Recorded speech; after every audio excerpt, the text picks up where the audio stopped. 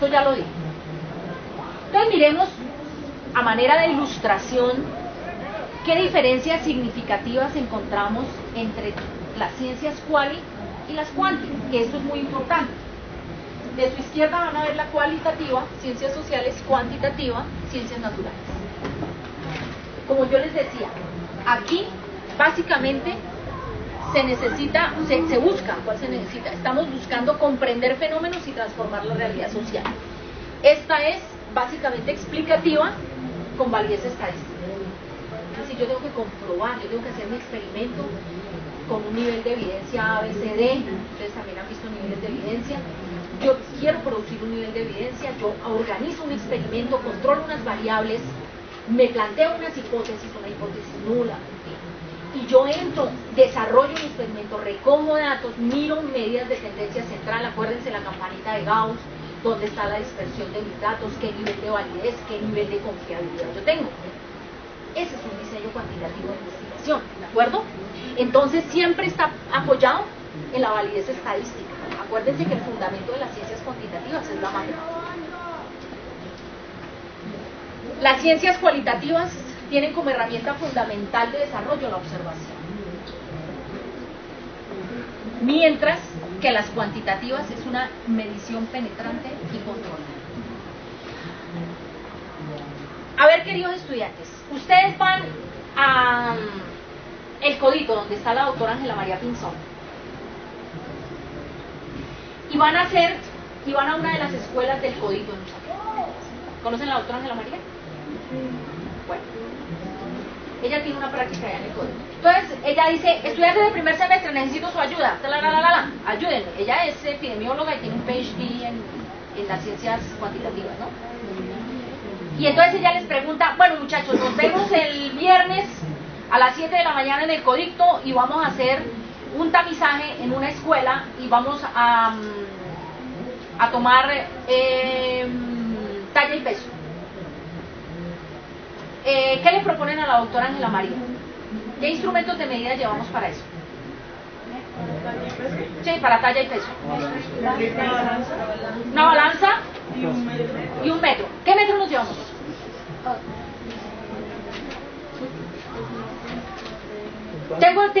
Mi mamá le gusta coser, tengo metro de modistería. ¿Puedo llevar mi metro de modistería? No, porque es muy cortico. Pues, pero si yo junto, mi mamá tiene 2 metros de modistería. Tiene 2 metros, ¿puedo unir 2 metros? ¿Me sirve el metro de modistería? Sí. ¿Alguien está en desacuerdo? ¿Por qué, mi amor? A mí me hace que, digamos, puede variar, pues, primero por el material del metro. O sea, digamos, hasta donde yo sé, el material del metro siempre varía y, digamos, el que es más acercado siempre es. O sea que el metro, el de modista de mi mamá no me sirve. ¿Qué llevo? Sí sirve, pero digamos, puede variar. Mi papá tiene un taller, tengo un metro de esos largos de 3 metros, una cinta de estas metálicas con las que trabajan. Bueno, ¿ese me sirve? Es de 3 metros de largo. ¿Llevo ese mejor? Ay, pero las intermedias son el metro modistería y lo pegan ahí. ¿Cierto? Pero una pregunta. Por eso. Lo importante es que tomen todas las medidas con el instrumento. Ah, vea, aquí dice, lo importante es que se tomen todas las medidas con el mismo instrumento. No, porque también se necesita tener un error en cuanto a los... O sea, ser asertivo a la hora de tomar... El error. Bueno, entonces tal vez nos faltó la pregunta inicial y es: ¿yo para qué estoy tomando estas medidas? Si yo estoy en una investigación de estas del experimento científica y todo, no me sirve el método de modistería, no me sirve el método del gusanito que tiene la enfermera en el consultorio. Yo tengo que tener un metro de carbono 14 calibrado. Lo que tú dices, mi amor. El metro de modistería, primero, ustedes han visto las rayas tan gordas del metro de modistería, que 1 milímetro, el solo ancho de la raya son casi 2 milímetros. Uy, va a ser súper exacta la medida. Y la báscula, igual. Yo puedo decirles: oiga, los que tengan báscula en su casa, llévenla. Unas están descalibradas, unas son no sé qué, han visto lo mismo que la báscula de la tienda, ¿no? El 1 está como así, y cuando se mueve la báscula así, como que se queda bailando. Entonces, no, mis amores, en investigación científica, cuando yo digo medición penetrante y controlada, quiere decir que yo tengo unos instrumentos validados, calibrados, Entonces, si es una investigación científica, yo tengo que tener un instrumento de medida que me garantice que las medidas que voy a tomar sean homogéneas. Entonces, el mismo instrumento de medida. 2, que esté calibrado. Porque resulta que después del Codito nos vamos a ir para Santa Marta a hacer lo mismo, porque vamos a comparar una población, una escuela del Codito con una de Santa Marta. Me llevo el metro de modistería de caucho de mi mamá. Resulta que con el calor se dilata. Uy, no, terrible. Con el frío se contrae y con el calor se dilata el material. El carbono 14 no. Bueno, mi amor, en investigación científica uno tiene que saber dónde acceder a los instrumentos. Pero lo que yo les estoy diciendo es que si yo estoy en cuantitativo, no quiere decir que cualquier medida me sirva. Yo tengo que hacer una medida lo más exacta posible. Por eso hay varios tipos de instrumentos. Por eso están los instrumentos calibrados, están los instrumentos estandarizados, y lo mismo pasa con las baterías, ustedes ya lo han visto. Yo no puedo coger e inventarme una batería y la voy a aplicar para... Primero tengo que validarla, para saber que eso sí realmente es aplicable a una población. O entonces me traigo una de Estados Unidos, eso es muy común en pediatría. Me traigo la batería no sé qué de Estados Unidos, sí, pero es que resulta que ni la talla, ni el peso, ni las curvas de crecimiento de Estados Unidos son las mismas de América Latina. Entonces yo tengo que validar el instrumento para América Latina o para Colombia. De eso se trata estas ciencias, por eso sí tiene que ser de estas características. No cualquier instrumento me sirve. Bueno, ahora, si es como por tener una idea, pues ahí está la enfermera, no tiene un metro de carbono 14, tiene el metro del gusanito ahí en su consultorio, tiene una báscula. Pero eso es para tener una idea general de cómo va el desarrollo. Ya no está haciendo investigación científica. ¿Listo? Ya está haciendo un control de talla y peso, que es diferente, pero si es para una investigación necesita otras características. Subjetiva, intersubjetiva y aquí objetiva. Este es uno de los baluartes de las ciencias exactas, la objetividad. Es decir, el investigador toma una distancia de lo que está investigando, sus juicios de valor no entran en juego, usted registra, mide, toma sus datos y luego produce los resultados. Pero eso es independiente de los juicios de valor del investigador. Él tiene que presentar unos hallazgos objetivos. Entonces él siempre toma distancia del proceso que investiga. En ciencias sociales es completamente lo opuesto.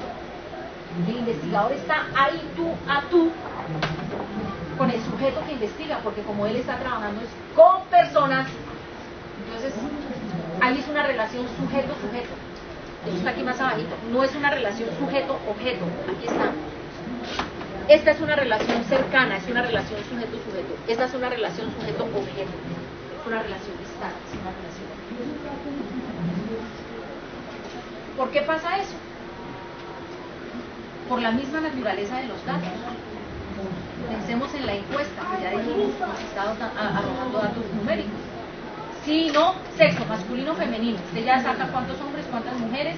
La mayoría de la muestra estuvo compuesta por hombres, por mujeres, de tales edades, en tal rango. Las respuestas sí no fueron tales, etcétera, etcétera. ¿Correcto? Números, eso va a SPSS, va a InfoInfo, cualquier software, y usted corre a sus datos y le salen las tendencias.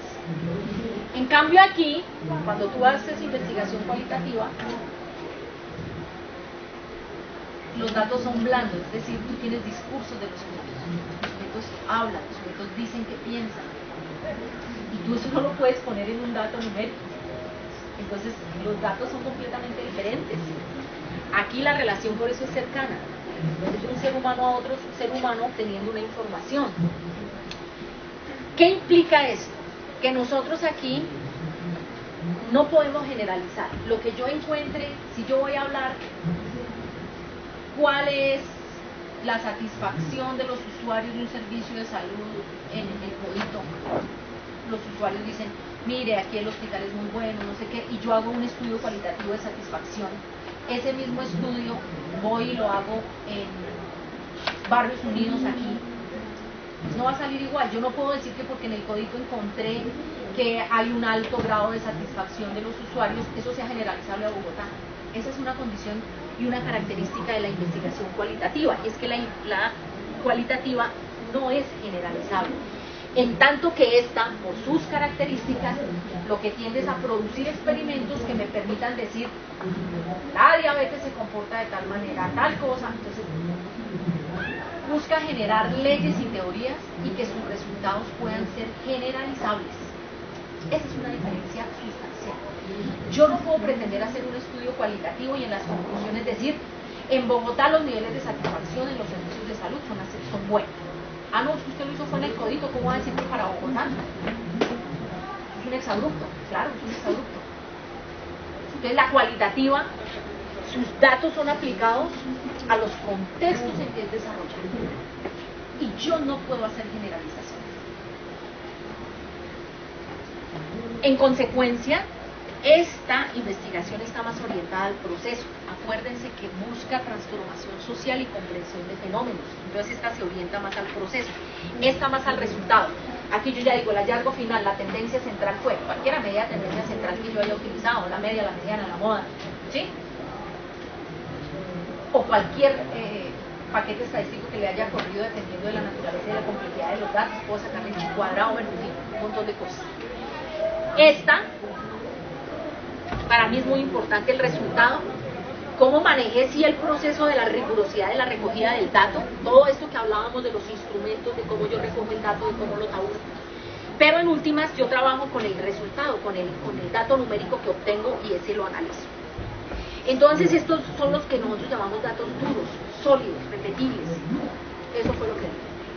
La media fue de tanto, la desviación estándar, una confiabilidad del 0.05%, etcétera, etcétera, etcétera. Eso depende de tu diseño metodológico. Esto también ya lo hablamos. En este diseño yo he controlado variables, yo he tratado de limitar un poco como en toda la confusión que hay, la mínima, para que mi experimento salga lo más limpio posible. ¿Sí? Uy, aquí quedó al revés, ahí hay un error en esa diapositiva. ¿Cuál es? Están al revés, ¿cierto? Aquí es multimétodo y aquí es método científico. Y miren que los instrumentos también varían mucho de la una a la otra. Aquí estamos con entrevistas, diarios de campo, grupos vocales, y al otro lado con encuestas, con aparatos de medida, con baterías de evaluación. Por ejemplo, ustedes se la van a tener que ver mucho en su vida profesional con baterías de evaluación. ¿Qué tienen que tener ustedes muy claro? Si esa batería está validada, si es confiable, si está, como ya dije, validada para población colombiana, porque nosotros usamos muchas baterías internacionales para México, para evaluaciones, casi que para la vida profesional es muy importante el conocimiento y el uso de baterías. Entonces ahí es importante tener como muy claro cuáles son los criterios que debemos tener en cuenta para su utilización. Bien, ya entrando en investigación cualitativa, hay dos fuentes a partir de las cuales... Una pregunta. Claro que sí. Cuando te refieres a batería, ¿qué significa? Son ya formatos establecidos full de criterios para evaluar un determinado evento. Entonces, por ejemplo, hay una batería que se llama el Infanil para medir el desarrollo psicomotor. Entonces la batería dice si tiene de tantos a tantos grados, no sé qué, si hace tal tarea, tanto, y te va asignando puntajes. Entonces tú después, a partir de la aplicación de esa batería, dices, este niño tiene un retraso psicomotor. Si esa batería no está validada para población colombiana, tú puedes incurrir en error, porque esa batería con esos valores está validada, por ejemplo, para niños norteamericanos, pero como los desarrollos de estos niños son diferentes a los nuestros, tú puedes decir, uy, se prendieron las alarmas, este niño está mal. Pues no está mal para su medio latinoamericano, estaría mal en comparación porque la batería tú la trajiste, la trasladaste sin hacerle un ajuste. Entonces, ¿qué es lo que se hace con las baterías? Esas que se producen en el extranjero, que ya están validadas allá, se traen y a través de un estudio riguroso se les hace la validación para la población, por ejemplo, colombiana. Y ahí ya el instrumento queda validado y ya se puede utilizar. Pero tiene que estar validado para la población. ¿De acuerdo? Entonces hay infinidad de baterías. Ustedes hasta ahora están en primer semestre, por lo tanto no han estado en contacto con muchas de estas, pero son así, un furgo de baterías para medir 5.000 vainas. Entonces uno siempre que vaya a utilizar una batería, siempre tiene que preguntarse, ¿está validada? ¿De dónde es? ¿La puedo usar? ¿Los datos que me arroja van a ser confiables? Todas las preguntas tendremos que hacer. La literatura también no las desentraña, porque ahí uno encuentra en la literatura si está o no está validado, o si no uno lee, uno investiga. ¿De acuerdo? Bien. Y la investigación cualitativa, decía yo que es un poco, está peligroso, ¿no? Peligroso digo porque llevamos una hora y ahora, hasta ahora empecé a hablar de investigación cualitativa, pero creo que esto era muy importante, porque si no, no sabemos dónde estamos parados. ¿Esto lo tenían claro? Sí, sí valió la pena.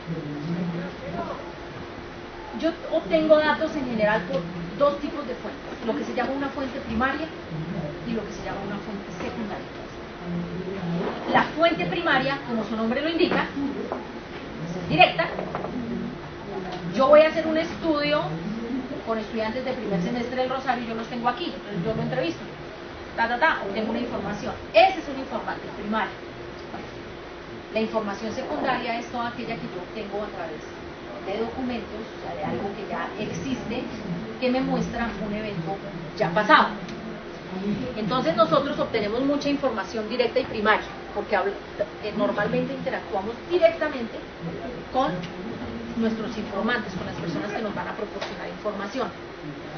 Miren esta cosa tan interesante, la recolección de los datos es principalmente verbal, lo que llamamos en cualitativa datos son discursos, es lo que la gente dice. El dato en numérica, en cualitativa, pues es un número. Aquí el dato es otra cosa diferente, tiene otra connotación. Pero, una pregunta, pero digamos, sería la entrevista, ¿no? Ese instrumento se puede usar también en la cuantitativa. La entrevista no, mi amor, se hace encuestas en la cuantitativa. Solo encuestas. Encuestas. La entrevista es, por excelencia, el instrumento de recogida de datos en ciencias cualitativas. ¿Cómo tabula usted? Su merced, yo la voy a entrevistar y le digo, a su merced, ¿cómo le han parecido los servicios que ofrece la universidad de tutoría y de apoyo para estudiantes del primer semestre? Yo estoy recogiendo impresiones de los estudiantes. Su merced se explaya y dice, a mí me parece fundamental porque mira que desde el primer semestre yo venía muy desubicada y resulta que con el programa de tutoría ya, ponle un número a eso. No, no es complicado. Es imposible. Pero si quiero investigar esto puede integrar los dos. Claro, mi amor. Yo puedo hacer una investigación con un componente cuanti y un componente quali y complementar, por eso yo les decía son complementarias, pero me arrojan datos completamente diferentes y además información completamente diferente. Miren, muchas veces el investigador lo que se tiene que preguntar es ¿yo qué quiero hacer? ¿Y qué es lo mejor? ¿Quali o cuanti? Depende. Si yo lo que quiero es ver unas medidas de tendencia central de cómo se comporta, por ejemplo, yo quiero saber si los estudiantes del primer semestre son fumadores o no. ¿Cuál es la prevalencia, cuál es la incidencia de consumo de cigarrillo? Pues yo hago un estudio cuanti. Pero si yo lo que quiero con relación es por qué los estudiantes tienen hábito de fumar, cómo, si ustedes consideran que el hábito de fumar es bueno o es malo para la salud, y cuáles son los valores y cuáles son, digamos, las características culturales que inducen al consumo del cigarrillo. ¿Quali o cuanti? Quali. Entonces me organizo unos grupos focales, pero yo puedo obtener información quali cuanti. ¿Sí se dan cuenta? Depende del objetivo del investigador. Pero la pregunta es, ¿no podría ser también como cuantitativo? Porque hay muchas personas que tienen factores de incidencia parecidos. Entonces, claro, pero cuando yo le quiero preguntar al sujeto es por sus razones. ¿Tú por qué fumas? ¿O por qué no fumas? ¿Te parece nocivo para la salud de la persona? No, lo que pasa es que en mi familia, mi papá tuvo cáncer, entonces yo a partir de esa experiencia, yo decidí que eso era terrible. ¿Tú cómo tabulas eso? Por eso les digo, la investigación puede ser complementaria, depende de lo que yo como investigador quiera investigar. Yo tengo que decidir, por eso es que yo puedo optar allá, mi amor. Paradigma. ¿Quiero hacer quali o cuanti? Bueno, listo, voy a hacer una investigación cuanti. ¿Cuál? ¿Me sirve cualquiera? ¿Hago un estudio etnográfico, hago un estudio fenomenológico, hago una historia de vida? ¿Qué hago? Entonces yo ya tengo que escoger un método, ¿ves? Pero el que la tiene que tener clara es el investigador. ¿Qué es lo que quiere saber? ¿Y cuál es la metodología que más le sirve? ¿De qué paradigma está? ¿Vale? Obviamente, al principio uno dice, bueno, esto está... Pero sí son complementarias. No tendrían ustedes la agudeza en este momento para decir quali y cuanti, pero sobre un mismo aspecto de la realidad yo puedo hacer estudios tanto quali como cuanti, dependiendo de lo que yo quiera investigar. ¿Vale? El análisis de los datos aquí es más inductivo. ¿Por qué? Por lo mismo. Yo obtengo unos discursos y yo obtengo la información y con esa información es que empiezo a trabajar y a hacerle análisis. Su interés es comprensivo. ¿Qué piensan? ¿Cuál es el significado que poseen sus perspectivas? Y normalmente, como producto de un estudio cualitativo, yo estoy buscando una transformación de la realidad. Por eso es que tampoco es generalizable.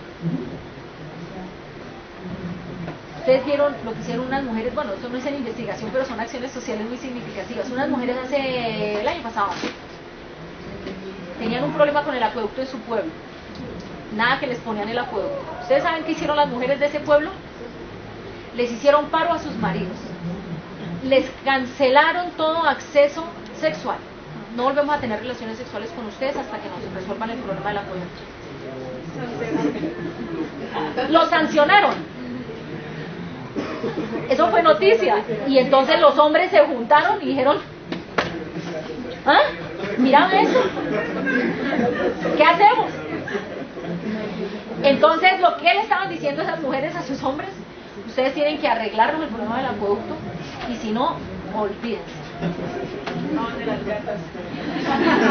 No, las mujeres en pleno, mi amor. Eso fue un movimiento feminista. Las mujeres cuando nos decidimos unir, movemos el mundo, mi amor. Que se estremezcan. Es para decirles, no, eso era un ejemplo tonto, pero es para decirles que realmente tiene sentido el que no sea generalizable la investigación quali. ¿Saben por qué? Porque es que la investigación quali busca tocar aspectos específicos de esa población, mejorar una cosa que ellos identifican como una necesidad sentida, algo que ellos quieren cambiar de su entorno. Entonces no son las mismas necesidades de un grupo al otro. Es más, en una misma localidad, en Engativá, no es la misma problemática la zona 1 de Engativá, que queda cerca del aeropuerto, que la zona 10 que está llegando a la Boyacá. Son problemáticas completamente distintas. Entonces, en una misma ciudad, inclusive dentro de una misma localidad, las personas pueden tener necesidades diferenciadas. Y yo puedo hacer investigación quali orientada a transformar una realidad concreta de un grupo. De hecho, mucho lo que hace cualitativo es eso. Intentar resolver problemas muy específicos de los grupos sociales que demandan una atención. Eso a veces no lo logro con una investigación cuantitativa. ¿Listo?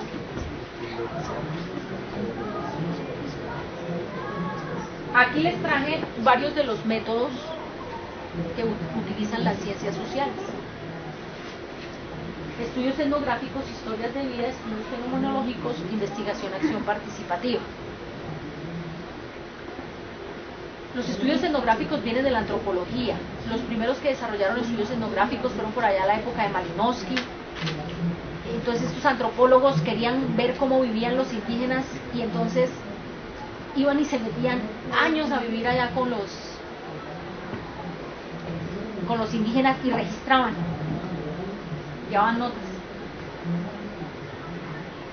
¿Y eso qué producía? Un documento que se llamaba una etnografía, donde el investigador que se metió a la comunidad indígena observaba y luego iba y salía y le contaba al mundo.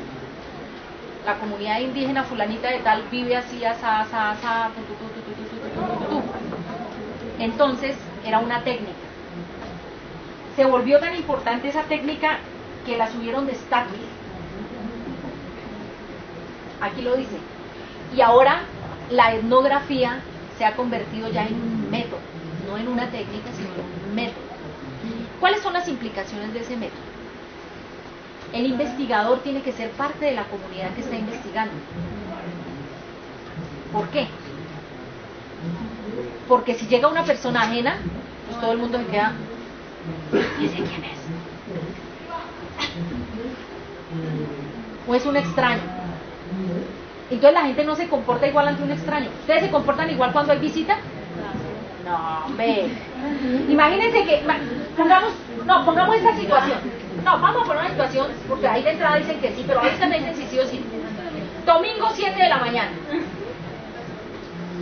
uno con la legaña, el rudo, todo espeinado, recién levantado, no se ha lavado ni la boca. ¡Rin! Y se asoma y dice, mi tía. No, mi tía no, digamos, el novio de mi hermana. Mire cómo estoy. No le vaya a abrir. Se sale corriendo. Sale ya medio todavía así. Buenos días. No, es que nos cogiste como de sorpresa, es que está hora de llegar. ¿Sí? Bueno, uno se comporta así porque todos los de la casa lo ven todos los días así, entonces usted no cambia su comportamiento. Apenas llega un extraño, te peinas. Hola. ¿Cómo estás?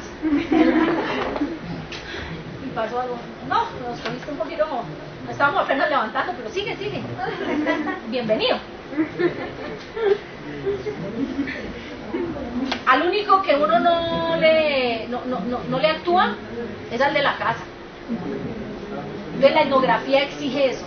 Para que un etnógrafo pueda hacer una buena etnografía, el grupo tiene que comportarse espontáneamente con él, es decir, hacer lo suyo. Por eso era que los tipos iban a vivir años, porque el primer día que llegaban en la etnografía no les sirve. Todo el mundo altera el comportamiento.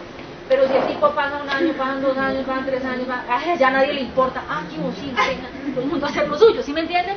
La etnografía por eso exige que una persona sea de la comunidad, para que el registro etnográfico sea lo más bien, porque de lo contrario todo el mundo altera el comportamiento.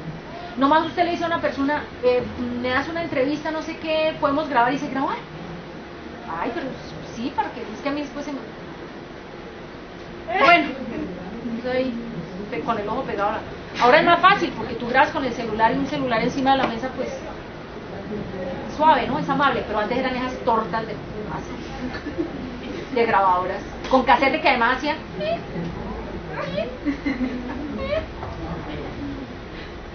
y que cuando se acababa la cara A hacía tac, perdón, le daba la vuelta al casete y la persona. Ahora uno no le da vuelta al celular, eso graba ahí horas, más fácil. Entonces esa es una característica de la etnografía, porque la etnografía se hace desde adentro, es para poder percibir, como dice la siguiente diapositiva, cuáles son las creencias, las costumbres, las prácticas religiosas, ¿sí?, de una comunidad. Eso es lo que quiero observar, una etnografía, el comportamiento natural de las personas.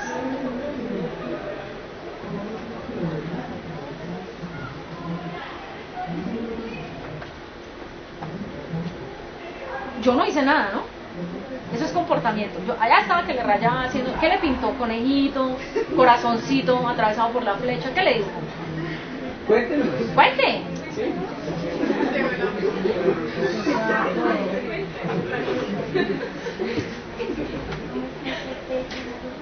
Aquí ustedes son espontáneos. Yo pareciera que yo no soy extraña. Podría hacer una etnografía. La etnografía es observación sobre el terreno directo. La persona tiene que vivir ahí, estar en todo el proceso permanente de la comunidad. Y hay una observación directa. Entonces, ¿qué pasa? El etnógrafo es testigo de lo que pasa. Él está observando, él está viendo todo lo que ocurre. Y él está registrando. El trabajo de etnografía es muy exigente. Porque es que yo puedo echar el cuento desde lo que yo veo. Entonces yo puedo decir, uy, esa comunidad está loca, mire lo que está haciendo, no sé qué. Entonces yo tengo que saber narrar en la etnografía lo que yo observo, porque es que mi juicio de valor no es que yo estoy involucrado ahí, yo soy el centro, yo voy a ser como una voz que cuenta lo que yo veo, lo que yo observo. Eso es la etnografía, una narración. Entonces de la formación del etnógrafo depende todo, porque usted puede salir a distorsionar la realidad. Muchos antropólogos fueron criticados por eso, porque emitieron juicios sobre comunidades en las que vivieron sin respetar cuál era el contexto de las comunidades. Entonces distorsionan la vida de esas personas. Pero uno para mostrar los resultados de la etnografía es necesario como preguntarle a la comunidad si puede dar esos resultados o uno lo presenta así como que yo me encontré En general la etnografía no se validaba con nadie, o sea, el tipo escribía su reporte etnográfico y lo entregaba. ¿Ya? Porque es aparte, es a punta de observación. Uno le pregunta a la gente, ¿esto está bien? ¿Ustedes están de acuerdo o no? Es por eso dice ahí, es un sujeto que observa, que registra y que narra algo que observa. Por eso la responsabilidad tan enorme. Eso no se valida con la comunidad. Oye, ¿a ti te parece bien que yo diga esto? Pues digamos, después del estudio no generaría... En otros métodos sí, en IAP, claro, inclusive en todo el diseño fenomenológico también. Uno vuelve a los sujetos, valida con ellos la información, pero la etnografía en particular es una narrativa de lo que tú observas. El que la narra es el observador, el etnógrafo, ¿sí? Entonces, por eso hay mucha responsabilidad ahí del etnógrafo y de su formación. Y por más que quiera, si él está viviendo con la comunidad, pues no es ajeno a todo lo que pasa allí. Él termina siendo impactado por la vida de esas personas, él termina también afectando la vida de esas personas. Entonces ahí hay un proceso dialéctico, una afectación recíproca. Bueno, eso sería sobre la etnografía. Entonces, tiene sus limitaciones por las características tan particulares que tiene la etnografía. Historias de vida. La historia de vida es un método de investigación cualitativa que se emplea cuando yo quiero conocer aspectos sociales y culturales de una comunidad a través de la vida de un sujeto. Recrearla a través de la historia. Entonces, por ejemplo, pensemos en la localidad de Suba de Bogotá. En Suba todavía hay población indígena, en el siglo XXI. Población indígena que reconoce que tienen unos ancestros indígenas. Entonces resulta que yo quiero hacer un estudio sobre esa comunidad. Y yo empiezo a indagar en la localidad de Suba, me voy por allá preguntando, y alguien me dice, mire, háblese con fulanito de tal que él es el que lleva más años ahí. Entonces me presentan a un señor de 50 años y yo cojo y me embalo a hacer a través de la historia de vida de él, cuénteme no sé qué, cómo es esto, sus amigos, tal, hago todo mi estudio. Pero resulta que cuando yo estoy terminando mi estudio de historia de vida, alguien me dice, oiga, pero usted ¿por qué entrevistó a Pedro Albornoz? Si el más viejito es el de 80 que vive allá arriba en la vereda de no sé qué. Y uno, ¿qué? Entonces, terrible. La historia de vida tiene que ser una vida de una persona simple, pero que representa todo ese contenido social y cultural que a mí me va a permitir ver cosas de esa comunidad que yo quiero. Entonces ahí el informante clave tiene que ser clave. No es que después de que yo termine el estudio me entere de que hay un informante más clave que el que yo entrevisté, me tiré mi investigación. Entonces usted primero tiene que averiguar bien quiénes son los tigres y quién es de verdad el informante clave, a través del cual, si yo recreo la historia de vida, voy a lograr recrear como los aspectos sociales y culturales de esa comunidad o de parte de esa comunidad. Es muy exigente porque la historia de vida es diferente a una biografía. La biografía es cuando narran este fulano nació en tal época, no sé qué, y entonces hay un biógrafo que cuenta la vida de alguien. Las biografías, ¿de quién se hacen biografías? De los personajes famosos, importantes, no sé qué. La etnografía, la historia de vida no tiene que ser de un personaje importante. Puede ser de una importante para la comunidad, sí, pero no tiene que haber sido presidente de la República, ni premio Nobel, ni senador de la República, ni presidente de nada. Tiene que haber sido una persona más bien reconocida por su comunidad como una persona central. Vamos a poner un ejemplo simple. Piensen en sus familias. ¿Quién es una figura monumental en su familia que si se quisiera recrear algo alrededor de la familia sería el personaje clave? La abuela, la bisabuela, ¿sí? Pero si alguien llega y entonces entrevista a la sobrina de 28 como informante clave, y tú le dices, hola, y la bisabuela está viva, y esa era la madre, y ya es la mujer así. Ay, pero a mí nadie me dijo que la bisabuela estaba viva. Es un problema suyo que no se enteró. ¿Captan? Entonces siempre hay una figura monumental, pero no tiene que ser una figura pública reconocida. ¿Cómo funciona la historia de vida?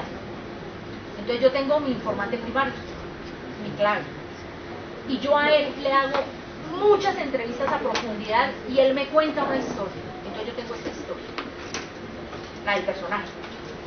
¿Ese personaje está solo? No. ¿Qué tiene ese personaje? Familia, por ejemplo, ¿cierto? Tiene hijos, tiene esposa, tiene nietos. Entonces yo no estoy solo con la versión de ese personaje, yo tengo la versión de las personas que se relacionan con él. Inclusive tiene un enemigo, ese también lo tengo que entrevistar. A ver qué dice esto, cómo fue el conflicto, por qué se presentó, en qué circunstancias se dio, etcétera, etcétera, etcétera. Total que con la historia de vida yo voy a tener la historia del personaje y voy a tener las otras historias. Entonces yo tengo que hacer un análisis que se llama vertical de este sujeto y luego cruzar con estos. A ver en qué puntos coinciden, en qué puntos se distancian, para poder recrear la historia de ese grupo. Entonces es súper exigente, son muchísimas horas de entrevista, todas son entrevistas a profundidad. Y usted coge no solo a la persona, sino un rango amplio alrededor de ella, alrededor de la vida de esa persona. Señora, se lo conversa, mi amor, eso es en cualitativa. Regale media horita, de a una horita, luego seguimos conversando. O sea, eso tiene que ser concertado. Es concertado. Pero es uno de los métodos importantes que existen en las ciencias sociales. Ya les dije todo, entonces no vamos a dejar, voy a pasar a la siguiente porque contactos, entrevistas, búsqueda de documentos, es muy importante documentarse. Bien, esta parte. ¿Cómo registro yo esa información? ¿Toman notitas con una libretita? No, se pierde la mitad de lo que la persona dice. Esta, en particular, esta técnica, este método, perdón, exige de grabación, que puede ser de audio solamente o puede ser filmación. ¿Sí? Filmación. Porque en la filmación tú ves muchas más cosas. El audio te permite la voz, tú puedes los tonos, tú puedes percibir muchas cosas por la modulación de la voz, inclusive la carga emocional está en la voz, ¿no? Cuando tú hablas con vehemencia, si la persona está triste o está llorando, se le quiebra la voz, tú la puedes escuchar. Pero la imagen te deja ver el gesto, quieres analizar otras cosas, entonces tú vas a tener ya la imagen también de la persona. Acuérdense que los seres humanos somos magos a veces en disociar discurso verbal con gestual. Ejemplo, tienen su novio, su novia. Alguna cosa les cayó gorda, pero su pareja no claramente se dio cuenta de que la había embarrado. Entonces se encontraron. Hola, mi amor. Hola, entonces se acerca y te va a dar el besito. Y justo en el momento, en el último instante, tú haces... Y entonces el besito no cae aquí, sino acá. ¿Qué pasa? Ojo, ¿no? Entonces le digo, ¿qué pasa? Y dice, nada. Y empieza la pareja a insistir, ay, ¿cómo me vas a decir que nada? Entonces, ¿por qué me corriste la cara? Que yo te corrí la cara. Estás loco. Dime qué pasa, pasa algo. Entonces, a veces dice más el gesto que la palabra. Entonces eso te aporta la filmación. La persona te puede decir algo, pero con el gesto puede estar diciendo otra cosa. Y tú en cualitativa también puedes analizar gestos. Puedes analizar comunicación no verbal. Eso es muy importante en cualitativa. Pero yo no puedo abusar de la filmación porque la filmación también pone a las personas como intimidadas. Entonces yo tengo que también colocar la cámara para que la persona se habitúe, para que la persona ya no esté pendiente de la cámara, no actúe frente a la cámara, sino que sea más espontánea.